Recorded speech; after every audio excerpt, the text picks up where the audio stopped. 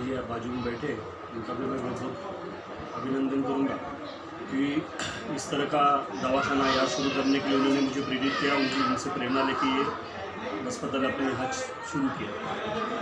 इसकी संकल्पना ऐसी थी कि जैसा ये जो एरिया है ये बहुत बैकवर्ड एरिया है, यहाँ बहुत गरीब लोग रहते हैं, इनको इलाज के लिए तक के पैसा नहीं होता है।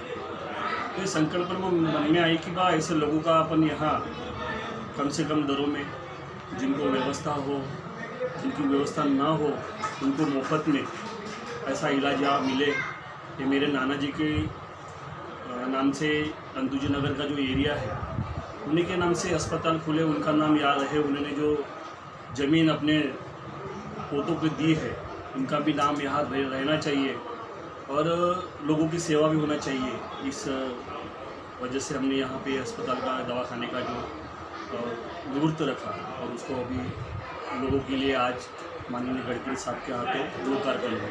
आज यहाँ जैसा सरकारी दवाखानों में आपको मालूम है कि 10 रुपये में कार्ड जैसा होता है, वैसा ही यहाँ पे 10 रुपये का जो कार्ड निकाल के लोगों का इलाज होगा, उसको मेडिसिन फ्री दी जाएगी। एक्सरे हो गया, सोनोग्राफी हो गया।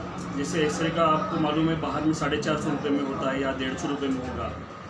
सोनोग्राफी जो बाहर में 750-800 रुपये में होती है या वो उसको 150 अपना 250 रुपये में किया जाएगा। और जो भी जैसी व्यवस्था आगे भी हमारी संकल्पना है कि और इसको बड़े पैमाने पर बढ़ाया जाए। यहाँ पे मैटरनिटी भी हॉस्पिटल यहाँ शुरू किया जाए, ऐसी भी हमारी संकल्पना है। और जो भी जो जैसा डेंटिस्ट होगा, फिजियोथेरेपी होगा, ये सभी जो विभाग है यहाँ शुरू करने की हमारी तैयारी है। कुछ एक्सरे, सोनोग्राफी और खून की जांच, बोन डेंसिटी ऐसे जो है वैसे अपन आज ये शुरू यानी कल से लोगों के लिए शुरू है। इधर में पहले वहाँ पे जो नवरत्न दवाखाना जो केटा कॉलोनी में है वहाँ उसके बाजू में उसकी व्यवस्था हमने की है। और यहाँ भी जैसा है जो महानगर पालिका के दवाखाने हैं तो वहाँ पे एंटीजन टेस्ट की व्यवस्था है। RT-PCR के माध्यम से हो रहा है। अभी एंटीजन तो लगभग अभी नहीं के बराबरी में, पर RT-PCR के माध्यम से लोगों का चेकअप भी वहाँ चल रहा है। और ऐसा अपने को किसी को सिम्टम्स दिखते तो उसको चेक करके ही उसको यहाँ पे लिया जाएगा। फिर भी कैसा है, कोई पेशेंट कैसा आता है कैसा नहीं आता है अपने को उसमें एकदम से ध्यान में नहीं आता, पर ऐसा कुछ रहा तो उसकी भी हम ये रखेंगे कि वो भी क्लियर किया जाए वो सब पेशेंट। तो सबको सादर प्रणाम, नमस्कार। नवरात्र मेडिकल रिसर्च सेंटर की स्थापना 1978 में हुई। 78 के बाद जो कि हमारा एरिया जब पूर्व नागपुर में माना जाता था और धीरे धीरे उसके बाद हमने 2002, 2010, 2017 में उत्तर नागपुर में हमने दवाखाना खोला। हमारा यही प्रयोग है कि हम नागपुर के सभी दिशाओं में इसको फैलाएं, क्योंकि आपने देखा होगा कि इंसान को जब प्राथमिक अगर सुविधा नहीं मिलती है, प्राथमिक अगर तुम्हारे को इलाज नहीं मिलता है तो आदमी को गंभीर परिणाम आते हैं और शरीर पर गंभीर परिणाम आने के बाद उसको कहीं तो भी भर्ती करना पड़ता है और इलाज करना पड़ता है। अगर उसको प्राथमिक सेवा ही मिल जाए तो मुझे नहीं लगता कि गंभीर बीमारी में वो परिणित हो जाए। तो प्राथमिक सेवा जो है, प्राथमिक OPD जो है वो आज हमारे नागपुर में कहो या कहीं पूरे देश में हो, ये सुविधा कम दर पर बहुत कम जगह पर है। जहाँ पर सरकारी सेवाएं हैं, लोग सरकारी सेवा में इसलिए नहीं जाते कि वहाँ भीड़ लगी रहती, बहुत सारे लोग रहते, कभी कभी मशीनें बंद रहती है, बेचारे को मशीनों को भी काम से उनको 2-3 दिन का टाइम लग जाता है। नौकरी करने वाला बेचारा 2-3 दिन तक वहाँ पर लाइनों में खड़ा नहीं रह सकता। ऐसे टाइम पे हमने सोचा कि ये सुविधा हमारे इस चैरिटेबल हॉस्पिटल के माध्यम से लोगों को दी जाए, ताकि प्राथमिक सुविधा अगर दी जाएगी तो बीमारी बड़ी बनेगी ही नहीं और उसका इलाज बहुत आसान तरीके से किया जाएगा।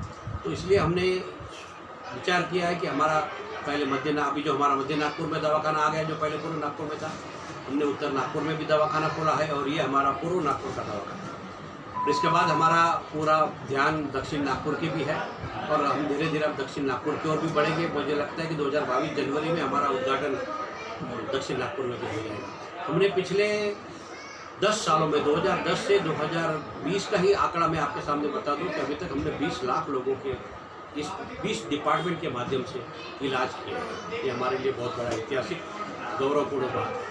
आने वाले दिनों में हम हर वर्ष कम से कम 5 लाख लोगों को और 2025 तक और 25 से 30 लाख लोगों को इलाज करेंगे, ऐसी हमारी पूरी उपलब्धि होगी, ये मैं दावे के साथ आपको कह सकता हूँ। देखो, इसके लिए जागरूकता लाना बहुत बड़ी जरूरी है। क्या होता है कि महिलाओं को अपने बीमारी के प्रति जागरूकता नहीं है। मैं इसलिए पहले से बोल रहा हूँ कि ओपीडी सुविधा में लोग जाते नहीं, या तो उनके दर ज़्यादा है इसलिए नहीं जा पाते, या तो गवर्नमेंट सेवा जहाँ पर है वहाँ लाइन लगी है इसलिए नहीं जा पाते।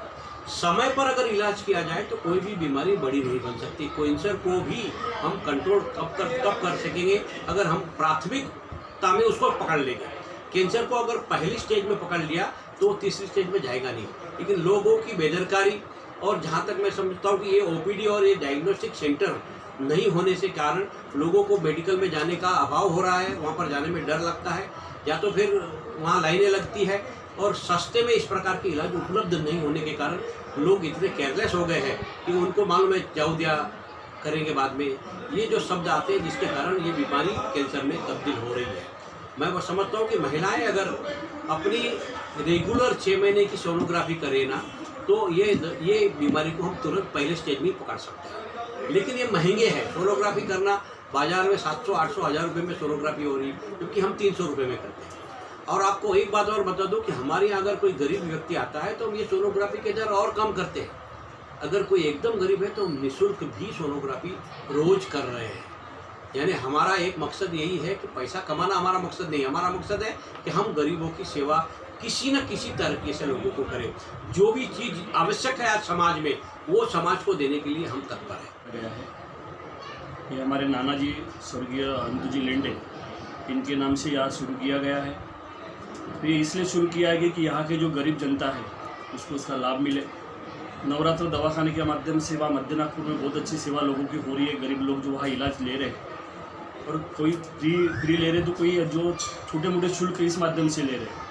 मैं मेरा यहाँ फैक्ट्री है, रूम फर्नीचर मेरा यहाँ शॉप है, फैक्ट्री है। तो मैं यहाँ आता था तो मैं देखता था यहाँ बहुत गरीब लोग हैं। इन लोगों को इलाज के लिए नागपुर जाना पड़ता है, और वहाँ भी उनको कभी कभी पैसे की वजह से वो इलाज नहीं कर पाते। तो मेरी यहाँ की जनता को ये आह्वान है कि आप इस दवाखाने का लाभ लीजिए।